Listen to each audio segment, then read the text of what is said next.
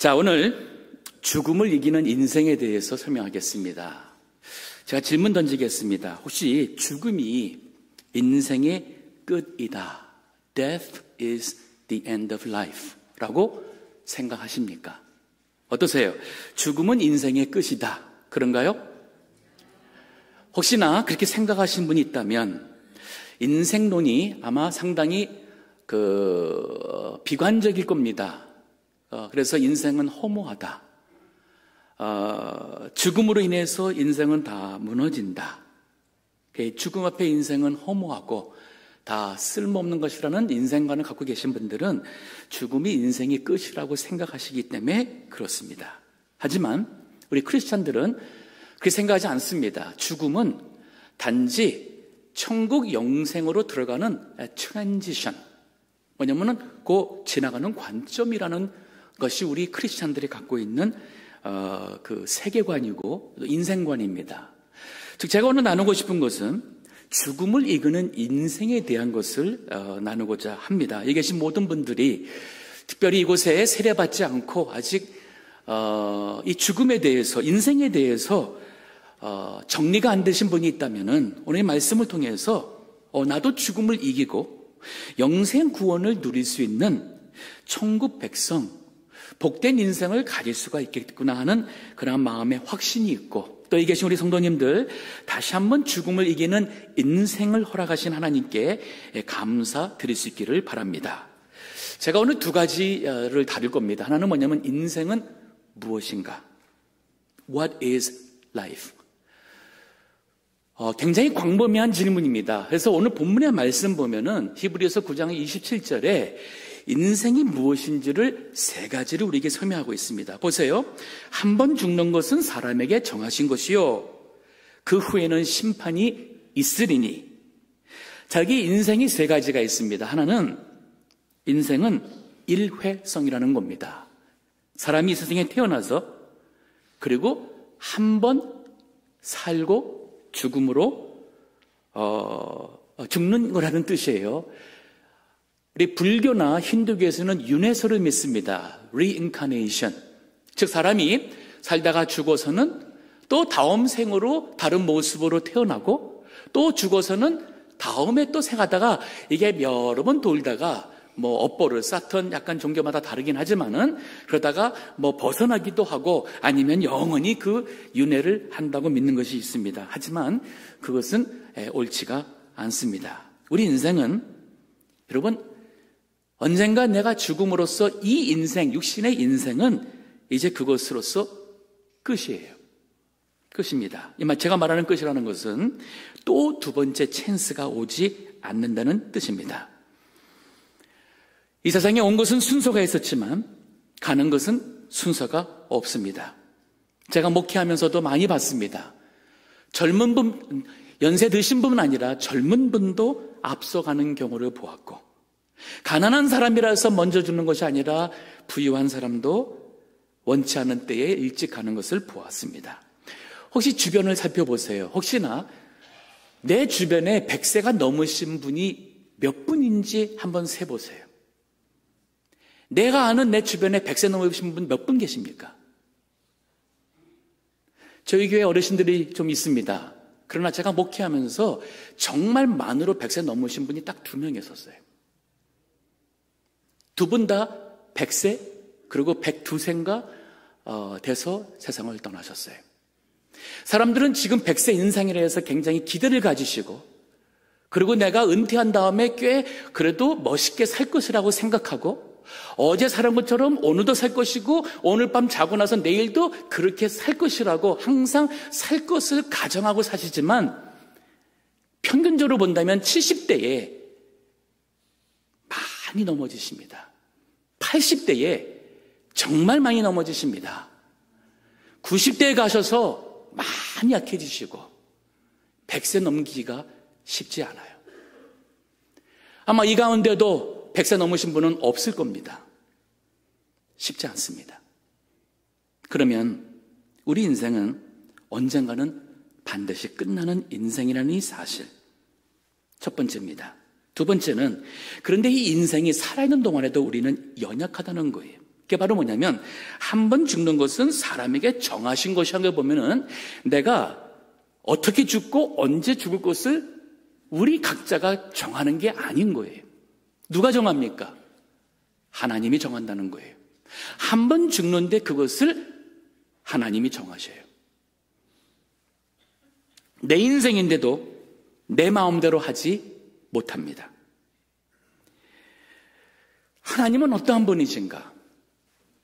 마태복음 10장 28절 29절의 말씀, 저는 이 말씀을 참 제가 가슴속에 늘 품고 있는데 제 아버님께서 30대가 되셔서 예수님을 믿게 됐던 그 결정적인 말씀이 이것이었어요.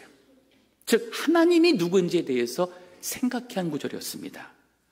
마태복음 10장 28절 29절 보면은 이런 말이 있어요. 몸은 죽여도 영혼은 능히 죽이지 못하는 자들을 두려워하지 말고. 기독교 신앙을 믿는다고 박해가 있었습니다. 그 사람들이 예수님 믿는다고 죽였습니다. 북한 이북에서는 예수님 믿는다고 죽을 수 있습니다. 그러나 몸은 죽이지만 구원받은 영혼을, 천국 백성된 영혼을 죽이지는 못하는 자들을 두려워하지 말고. 그럼 뭡니까? 오직 몸과 영혼을 능히 지옥에 멸하시는 자를 두려워하라. 즉 우리의 육신과 영혼을 지옥에 가는 것 할 수 있는 그 권한이 있으시고 또 지옥에 가는 사람이 믿어서 구원받을 수 있도록 하는 그 권한이 있는 분이 하나님이신데 그를 두려워하라는 거예요. 29절에 보면 참새 2마리가 한 아사리온에 팔리는 것이 아니냐. 이 말은 참새 둘이지만은 한 아사리온은 가장 작은 화폐 단위였었어요. 그러면 정말 얼마 가치가 안 되는 이 참새 2마리라 할지라도 그러나 너희 아버지께서 허락지 아니하시면 그 하나라도 땅에 떨어지지 아니하리라. 즉 우주 모든 만물을 창조하신 창조주 하나님께서 허락하지 않는다면 심지어 참새의 생명도 떨어지지 않는데 인간의 생명이 떨어지지 않는다는 거예요. 여러분의 생명과 저의 생명을 주관하시는 그 하나님이라는 것을, 이러한 분이 계시다는 것을 먼저 인정하며 그 하나님을 향하여 마음을 열기 시작하는 것이 바로 믿음의 시작이라 볼 수 있고 천국 백성이 되는 출발점이라 할 수가 있습니다. 인생은 한 번 기회요. 그리고 지극히 연약합니다. 세 번째로 바로 그 후에 뭐가 있습니까? 한 번 주는 것은 사람에게 정하신 것이요 그 후에는 심판이 있으리니. 이 심판하시는 분은 바로 그 조물주, 창조주 하나님이신 겁니다. 사람들은 그래요. 뭐 살다가 죽으면 뭐 다 끝나겠지. 이놈의 괴로운 인생, 죽으면 평안하겠지 해서 스스로 자기의 목숨을 해치는 사람들도, 어리석은 사람들도 있습니다. 근데 육신이 죽어도 영혼이 죽지를 않습니다. 영혼은 불멸이에요. 요한복음 5장 28절 29절 보면 예수님이 말씀하셨습니다. 이를 기이 여기지 말라. 무덤 속에 있는 자가 다 그의 음성을 들을 때가 오나니 선한 일을 행한 자는 생명의 부활로, 악한 일을 행한 자는 심판의 부활로 나오리라. 그러면 내가 하나님 믿지 않고 악한 일을 하고 죽었으면 끝이 아닌 거예요. 악한 일을 행한 자는 심판의 부활로. 그러면 주님을 믿고 내가 하나님 앞에 그 선을 추구하며 살았으면 생명의 부활로 나온다는 겁니다. 고린도후서 5장 10절에도 이런 말이 있어요. 이는 우리가 다, 영어로도 보면은 we all 이라고 되어 있어요. 우리가 다 반드시 그리스도의 심판대 앞에 드러나 각각 선악간에 그 몸으로 행한 것을 따라 받으려 함이라. 내가 어떻게 살았느냐? 지금까지 내가 무엇을 위해서 살았느냐? 그것에 대해서 반드시 심판을 받는 날이 있을 거라는 겁니다. 사후에. 여호와 증인들은 잘못 가르칩니다. 그들은 영혼의 육신의 죽음과 함께 영혼도 죽어서 없어진다. 영어로는 annihilation이라고 그러는데, 즉 영혼도 육신의 죽음과 함께 죽어서 없어진다고 말하고, 여호와 증인들처럼 그들의 그 신앙을 믿어서 구원받은 그 왕국 백성들만 죽지 않고 영혼과 육신이 이 지상에서 산다고 이 지상 천국설을 믿는 이단입니다. 하지만 성경 어디에서도 그렇게 말하지 않습니다. 요한계시록 보세요. 마지막 날에 천국 백성이든 하나님의 심판을 받아서 지옥에 갈 사람이든 그들이 다 부활합니다. 자, 인생이 무엇인지 간단하게 생각했습니다. 우리는 이제 지나간 인생 되돌아갈 수 없어요. 언젠가는 내 육신이 그 생명이 끝날 수밖에 없는 인생입니다. 그리고 그 날짜는 여러분과 제가 정하는 게 아니에요. 하나님이 정하십니다. 우리는 연약합니다. 그리고 그 사후에는 반드시 심판이 있다는 것이에요. 준비되었습니까? 죽음을 맞이할 준비가 되어 있습니까? 그리고 죽음을 능가하는, 죽음을 이기는 그 생명이 있으십니까? 이게 바로 두 번째 생각할 거예요. 과연 우리가 죽음을 이기는 인생을 위하여 그 생명을 어디서 얻을 수가 있습니까? 즉 예수 그리스도만이 유일한 소망이라는 것을 제가 설명할 터인데, 왜 그러느냐? 왜 예수 그리스도만이 우리에게 유일한 소망이 되느냐? 죽음을 능가하는, 이기는 그러한 생명이 바로 예수 그리스도에 있다는 이유가 네 가지가 있어요. 사실은 정말 많지만은 제가 아주 핵심만 다루는 겁니다. 첫 번째는 그 예수님의 생애예요. The life of Christ, Jesus Christ. 즉 예수님은 하나님의 아들이신데 인간의 몸을 입고 이 세상에 오셨어요. 그러면 사람들이 그래요. 그거 어떻게 믿을 수 있냐고. 그거 자신이 주장한 게 아니냐고 할 수 있어요. 그렇기 때문에 하나님께서 성경은, 그리고 지금까지 이 그리스도교를 믿는 사람들은 막연하게 믿는 맹신이 아닙니다. 그냥 신비한 무슨 체험만에 따라서 믿는 미신적인 게 아니에요. 기독교의 신앙은 역사적인 사실, 기독교 신앙은 모든 사람들이 그것을 부인할 수 없는 그러한 진리에 근거한 신앙이에요. 예를 듭니다. 예수님이 출생하신 곳이 바로 베들레헴이에요. 다 아십니다. 근데 예수님이 베들레헴에 태어난다는, 출생한다는 것을 예수님보다 약 700년 전에 있었던 미가 선지자를 통해서 미가서 5장 2절에 보면은 하나님께서 앞으로 메시아가 올 때에 그것이 바로 베들레헴이라는 말씀을 예언해 줬어요. 그 예언의 성취인 거예요. 이거 하나만 보더라도 예수님은 진짜 하나님의 사람일 거야, 하나님의 아들일 거라고 사람들은 아마 그럴 거예요. 근데 그뿐인가요? 시집, 아직 남편과 잠자리를 함께 하지 않은 동정녀, 즉 처녀에게서 잉태가 되어서 태어난다는 이 예언의 말씀이 이사야 선지자를 통해서, 즉 예수님 출생 약 750년 전에 예언을 주셨고, 정말 유일무이하게 예수님 이전이나 그 이후나 처녀가 잉태한 데서 났다는 얘기를 들어본 적도 없는 이 사건이 예수님을 통해서 이루어졌어요. 그러면 이것은 왜 이런 일이냐? 이거는 신학적으로 필요하기 때문에 그런 겁니다. 예수님이 우리 죄인이 된 남자와 죄인이 된 여자 사이에서 태어난 원죄를 가진 인간으로서는 다른 인간을 구원할 수가 없기 때문에, 그래서 참 사람이 되기 위해서 인간의 여자인의 몸을 통해서 나오지만은 그 잉태는 성령의 능력으로 잉태해서 하나님, 참 하나님이시며 참 사람이라는 것을 우리에게 보여주셨어요. 자, 이것을 하나님께서 천사를 통해서 친히 또한 설명해 주십니다. 마태복음 1장 18절이에요.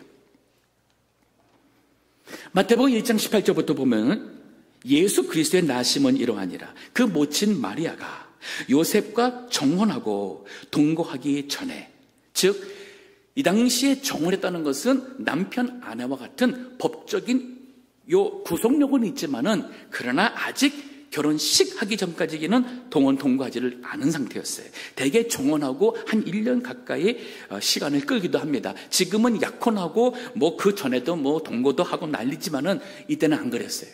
근데 요셉과 종혼하고 동거하기 전에 성령으로 잉태된 것이 나타났다니, 이 말은 마리아의 몸속에 몸을 통하여 변화가 일어난 거예요.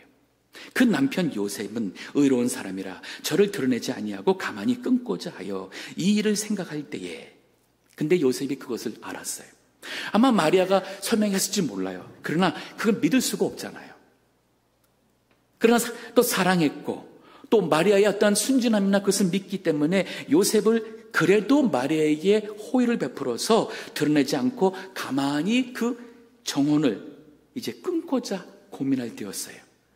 근데 2절에 이 일을 생각할 때 주의 사자가, 가브리엘 천사예요, 현몽하여, 즉 꿈속에 나타났습니다. 가로되 다윗의 자손 요셉아, 내 아내 마리아 데려오기를 두려워 말라. 저에게 잉태된 자는 성령으로 된 것이라. 즉 성령의 능력으로 마리아의 몸속에 잉태가 되었어요. 그리고 9개월 동안 그 뱃속에서 자란 거예요. 21절에 아들을 낳으리니 이름을 예수라 하라. 이는 그가 자기 백성을 저희 죄에서 구원할 자이심이라 하니라. 이 모든 일에 된 것은 주께서 선지자로 하신 말씀을 이루려 하심이니 가라사대. 이 선지자는 이사야고요. 그 구절은 7장 14절이에요. 이사야 7장 14절, 즉 예수님 오탄 산상하기 700년이 좀 더 되는 그 시간에 있었던 이 선지자입을 통해서 보라, 처녀가 잉태하여 아들을 낳을 것이요 그 이름은 임마누엘이라 하리라 하셨으니, 임마리라는 히브리의 뜻은 뭐냐면 하나님이 우리와 함께 계시다. 즉 그 아들이 하나님의 아들로서 우리 인간과 함께 할 것이라는 것을 말하고 있었어요. 그뿐인가요? 예수님이 공생하시면서 천국 말씀을 가르쳤습니다. 예수님이 갈 때마다 사람들이 그 말씀의 권위 앞에 사람들이 귀를 기울이고 그 말씀을 들으며 회개하게 되고 믿게 되고 수많은 군중이 예수님을 따라다니게 됐어요. 그리고 하는 얘기가, 이런 권세를 가지고 말하는 일을 들어본 적이 없다. 왜? 바로 예수님은 하나님의 아들로서 그 천국 진리의 말씀을 하니까 그래요. 그뿐인가요? 사람들이 그 말씀을 믿게 하기 위해서 거기에 병든 자가 있습니다. 그것을 믿게 하기 위해서 풍랑이 일어날 때 풍랑을 꾸짖음에 풍랑이 잔잔케 됩니다. 나면서부터 걸어본 적이 없는 안진뱅이가 있는데 주님께서 그런 말씀으로 이렇게 세워줍니다. 죽어가는 그 종이 있다고 와서 부탁하는 그 백부장에게 그가 말한 대로 일부러 오는 것을 제가 감당 못하고 좀 말씀만 하면 될 줄 믿습니다. 예수님께서 가라 그럴 때에 과연 예수의 말씀대로 그 종이 나온 것을 보았습니다. 성경에 기록된 그 모든 이적과 그 기적을, 표적을 어떻게 설명하시겠습니까? 어느 인간이 예수님 이전이나 예수님 이후에 그런 기적을 행한 생애가 누가 있습니까? 예수님의 생애는 누가 정말 양심을 가지고 특별한 다른 어떤 목적과 욕심의 이 판단을 흐르지 않은 사람이라면 예수님 보고는 이는 과연 하나님의 아들이로다라고 고백할 수밖에 없는 인생을 사셨어요. 그러기에 예수님의 제자 중에 하나였던 요한이 요한복음을 기록하고 나서 그 마지막 부분의 결론에 이런 얘기를 합니다. 요한복음 20장 30절을 보면은 이런 말이 있어요. 예수께서 제자들 앞에서 이 책에 다른 표적도 많이 행하셨으나, 즉 요한복음에 기록된 그 표적 외에도 예수님이 많은 이 표적을 행했다는 거예요. 오직 이것을 기록함은 너희로 예수께서 하나님의 아들 그리스도이심을 믿게 하려 함이요 또 너희로 믿고 그 이름을 힘입어 생명을 얻게 하려 함이라 그랬어요. 이 생명이 바로 죽음을 초월하는, 육신의 죽음을 이기는 영생을 말하고 있어요. 예수님만이 우리에게 진정 소망이 되시고 그분만이 우리에게 죽음을 이기는 생명을 주셔요. 그 출생과 그 생애를 여러분 잘 모르신다면 성경을 봐보세요. 마태복음, 마가복음, 누가복음, 요한복음 이 세 사람을 통해서 각자의 관점에서 그들이 봤던 예수님의 그 탄생에서부터 죽으심과 부활에 대한 관점을 그들이 기록했습니다. 이것은 바로 역사적으로 증명된 것이고, 그리고 거기에는 부활하신 많은 증인들이 있어요. 자, 예수님의 생애 때문에 그분이 우리에게 참된 소망이라는 걸 말할 수 있고요. 그 다음에 두 번째는 그분의 죽음이에요. 예수님이 십자가에 죽으신 것은 본인의 죄 때문이 아니었어요. 그것은 하나님이 그 독생자 예수를 세상에 보내신 이유였고 목적이었고, 그것은 바로 우리 죄인들의 죄의 값을 대신 치르는, 즉 대신 죽음이었어요. 그래서 바로 그것을 대속적 죽음이라고 말해요. 예수님은 우리 인간의 죄를 대신해서 우리가 당연히 받아야 될 죄값, 죽음으로써 그 죄의 값을 치를 수밖에 없는 여러분과 저를 위해서 대신 십자가에 고난 그 길을 가셨고, 그리고 죽은 거예요. 그리고 그것을 기꺼이 아버지의 뜻으로 순종하는 삶을 사셨어요. 이걸 통해서 하나님이 우리 인생을 얼마나 사랑하시는지, 그 아들 예수 그리스도께서 죄인된 여러분과 저를 얼마나 사랑하시고 자신의 목숨을 주시기까지 사랑하는 참된 하나님의 사랑을 우리 죄인들에게 보여주셨어요. 우리 예수님 믿는 사람들은, 거듭난 사람들은 그 하나님의 은혜와 사랑에 감동을 입은 사람들이에요. 그래서 우리 하나님의 사랑과 감동을 입고 사는 사람들은 원수를 사랑할 수 있는 사람으로 변해갑니다. 용서할 수 없는 사람도 주의 이름으로 용서할 수 있는 사람으로 가는 거예요. 예수님께서 이 죽음에 대해서 비유를 들었습니다. 요한복음 12장 24절 25절 보게 되면은 한 알의 밀로써 자신의 죽음을 설명합니다. 거기 보면 이렇게 말해요. 내가 진실로 진실로 너에게 이르노니 한 알의 밀이 땅에 떨어져 죽지 아니하면 하나의 그대로 있고 죽으면 많은 열매를 맺느니라. 즉 예수님께서 우리 자신의 인생을 십자가의 고난과 죽음으로 내버림으로써 많은 열매가 맺혀지게 되고, 만약에 자신이 죽기를 거부하게 되면 그 하나는 그대로 있겠지만은 다른 영혼들이 살지 못하게 되는 그 인생이 되잖아요. 그래서 25절에 자기 생명을 사랑하는 자는 잃어버릴 것이요 이 세상에서 자기 생명을 미워하는 자는 영생하도록 보전하리라고 하셨어요. 요한복음 3장 16절에 하나님이 세상을 이처럼 사랑하사 독생자를 주셨으니, 즉 하나뿐인 그 아들 예수님을 주셨으니 저를 믿는 자마다 멸망치 않고 영생을 얻게 하려 하심이라. 이 구절이 바로 구약에서부터 신약, 즉 예수님이 앞으로 메시아가 올 것을 예언하셨고, 그 오신 이 메시아가 바로 예수 그리스도라는 것을 하나님이 보여주셨고, 그가 십자가에 죽으시고 부활하심으로써 완성된 이 복음, 구원에 대한 이 내용을 요한복음 3장 16절이 설명하고 있는 거예요. 한번 따라해 주세요. 하나님이 세상을 이처럼 사랑하사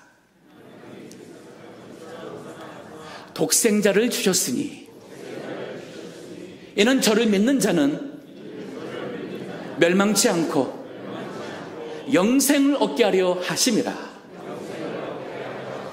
믿으십니까? 아멘. 이게 우리의 믿음이에요. 그리고 그 일을 가능케 하신 것은 바로 십자가에 죽으신 예수님의 죽음 때문입니다. 근데 예수님에 대해서 그 다음 부활에 대한 것을 아셔야 돼요. 자, 예수님이 나를 위해서, 내 죄를 위해서 죽으셨어. 얼마나 은혜가 감사하고 사랑에 감사한지 감동은 줘요. 근데 예수님이 죽어서 안 살아나셨으면 그냥 고마운 것으로 끝나잖아요. 근데 부활하셨어요. 3일 만에. 그것도 왜 3일 만이냐면 예수님이 또 구약에서도 3일째에 부활한다는 예언이 있었어요. 예수님이 예루살렘으로 올라가면서 제자들에게 말합니다. 예루살렘 올라가면 내가 제사장들과 또 유대계 지도자들에게 내가 붙잡히게 되고 고난을 받고 또 죽게 될 터인데, 그러나 3일에 내가 살아날 것이라는 말씀 예수님이 제자들에게 해주시고 또 해주시고 또 해주시고 하셨어요. 그리고 그것대로 살아났습니다. 보세요. 많은 사람들이 종교를 얘기할 때 성자 얘기를 합니다. 그럴 때에는 예수님과 더불어서 석가모니 이름을 언급하고 모하메드도 언급하고 공자 이름도 언급하는데 그 어느 누구도 육신이 죽었다가 육신적으로 살아난, 그리고 살아난 그 육신을 보여주면서 내가 말한 대로 살아났다, 나는 죽음의 권세를 내가 이기는 생명의 권세가 나에게 있다고 말한 분이 모하메드입니까? 석가모니입니까? 공자입니까? 맹자입니까? 노자입니까? 아무도 없습니다.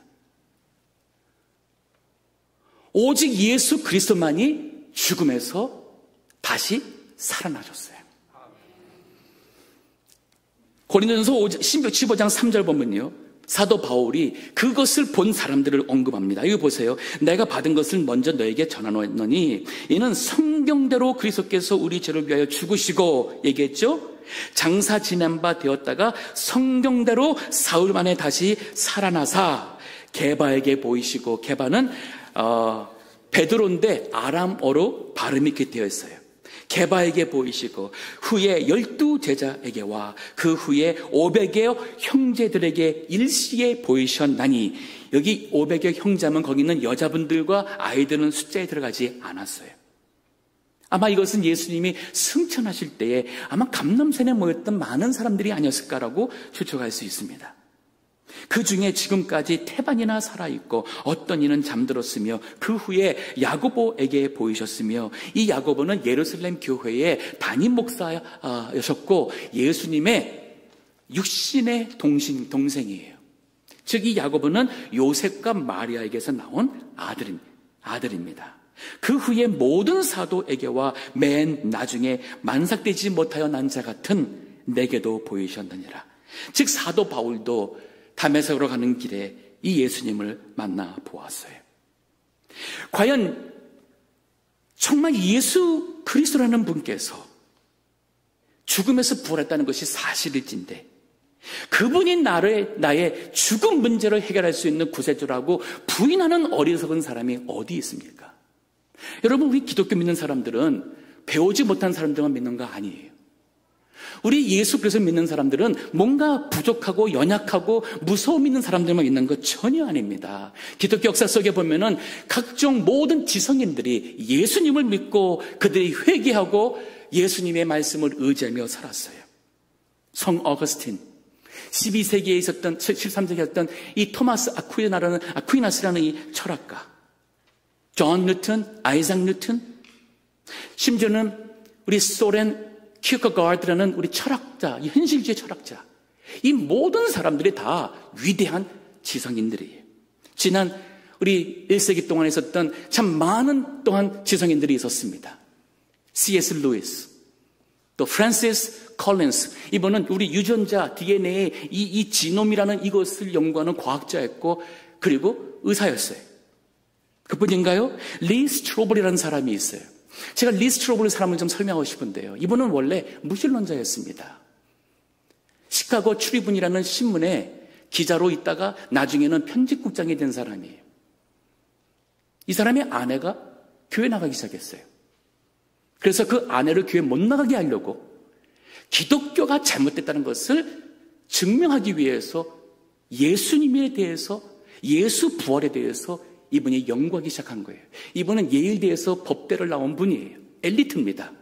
그렇기 때문에 변호사로서 논리적이고 체계적으로, 그 다음에 법적인 관점에서 성경과 역사적인 책들을 연구하면서 예수 한 분을 교회 나가지 말라고 하려고 했는데 거꾸로 이 사람이 예수님을 믿게 된 거예요. 거듭났어요.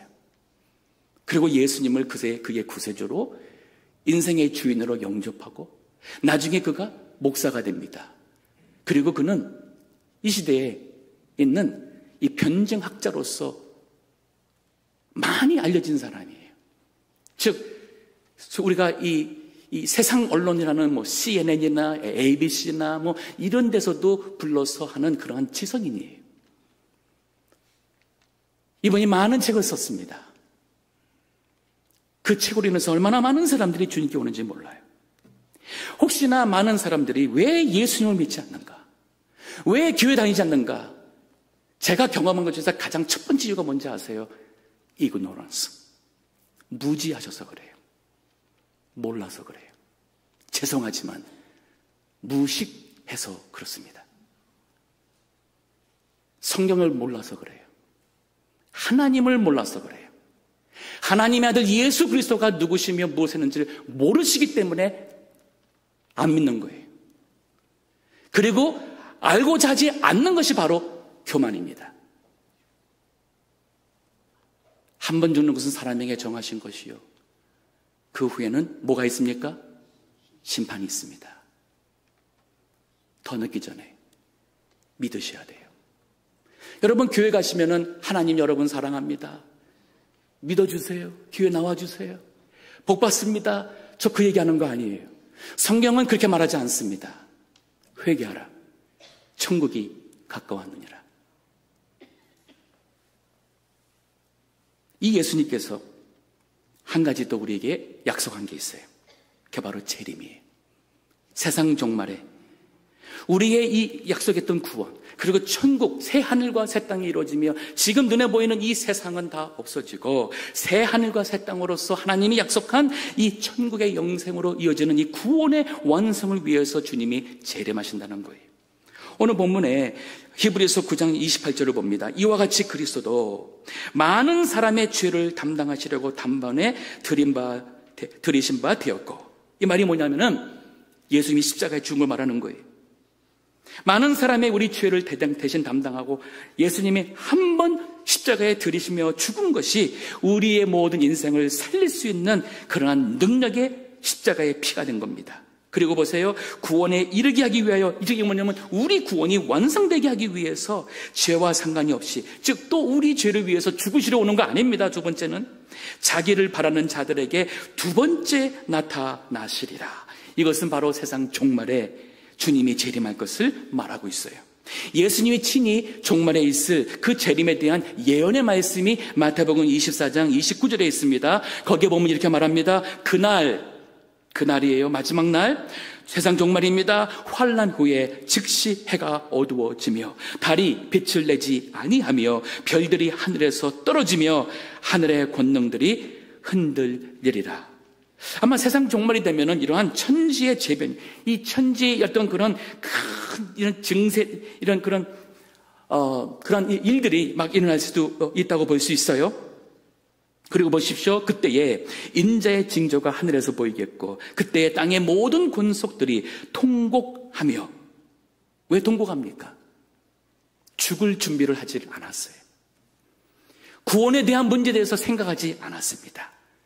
예수 그리스도가 하나님의 아들이라고는 생각하지 않았고 믿지 않았습니다. 내 인생에 더 바빴고, 내가 이 세상에서 이루고자 하는 꿈이 더 바빴고, 직장이 더 중요했고, 내 사업이 더 중요했고, 내 육신의 만족과 내 건강이 더 중요했고, 하나님의 존재에 대해서 별로 관심이 없고 살았어요. 근데 세상이 무너집니다. 말세가 되었습니다. 그리고 예수님이 재림하시는 것을 볼 때에 피할 수 없는 공포가 닥쳐왔습니다. 계속 봅니다. 그들이 인자가 구름을 타고 능력과 큰 영광으로 오는 것을 보리라. 저가 큰 나팔 소리와 함께 천사들을 보내리니 저희가 그 택하신 자들을 하늘 이 끝에서 저 끝까지 사방에서 모으리라. 어떻게 할까요? 로마 빌립보 감옥에 있었던 간수가 이 질문을 바울과 그리고 함께했던 주의 종들에게 질문했던 거예요. 사도행전 16장 3절 보면 이렇게 말합니다. 저희를 데리고 나가 가로되. 이 간수가 복음 전하던 바울과 또 함께했던 실라와 사람들을 감옥에다 죄수 취급했는데 하나님께서 능력으로서 하나님께서 그들을 풀어주게 되고, 그리고 자기가 그들이 도망한 줄 알았는데 그게 아니라 거기 있던 것을 보면서 이 죄수가 바울에게 와서 하는 얘기예요. 선생들아, 내가 어떻게 하여야 구원을 얻으리까? 혹시 이 자리에 구원을 받지 못하신 분이 있다면 바로 이 질문을 지금 하셔야 돼요. 오늘 하셔야 돼요. 내가 어떻게 해야 구원을 얻으리이까? 가로되 주 예수를 믿으라. 주 예수를 믿으라. 그리하면 너와 네 집이 구원을 얻으리라. 예수 그리스도 외에는 참된 소망이 없습니다. 우리를 죽음에서 다시 살려주시고 죽음으로서 끝나는 인생이 아닌, 생명이 아닌, 죽었음에도 불구하고 하나님 나라에서 영생할 수 있도록 그 영생을 줄 수 있는 분은 예수 그리스도밖에 없습니다. 이 자리에 혹시나 교회 새로 오신 분들, 아니면 아직도 예수님을 나의 구세주로 영접하지 않고 세례 아직 받지 않은 분들이 있습니까? 믿는다고 교회는 다녔지만은 지금까지 돌아보면은 복음이 무엇인지 잘 모르고 그저 교회만 왔다 갔다 했지. 내가 지금 오늘 죽는다면 나는 하나님 나라 주님의 품으로 갈 거라는 믿음의 확신이 없다면 오늘 이 구원의 문제를 심각하게 고려하시고 그리고 하나님께 할 수 있다면 무릎을 꿇고 기도하세요. 어떤 기도합니까? 하나님 아버지, 저와 저의 죄와 또 저를 죽음에서 구원하기 위하여 독생자 예수 그리스도를 세상에 보내주신 그 사랑 감사합니다. 예수 그리스도께서 나의 구세주로 또 내 인생의 주인 되심을 제가 영접합니다. 나의 모든 죄를 용서하소서. 이제 예수님을 따르는 새 사람으로 새 삶을 살게 하소서. 성령께서 나를 도우사 하나님 말씀 순종하며 믿음으로 살게 하소서. 예수 그리스도 이름으로 기도합니다. 똑같이 기도 못해도 괜찮습니다. 하지만 제가 핵심을 다뤘어요. 그러면 우리의 모든 죄를 다 용서받고 하나님 나라 가는 하나님의 자녀, 천국 백성 됩니다. 다시 한번 서론에 했던 질문을 합니다. 과연 죽음이 인생의 끝인가요? 아닙니다.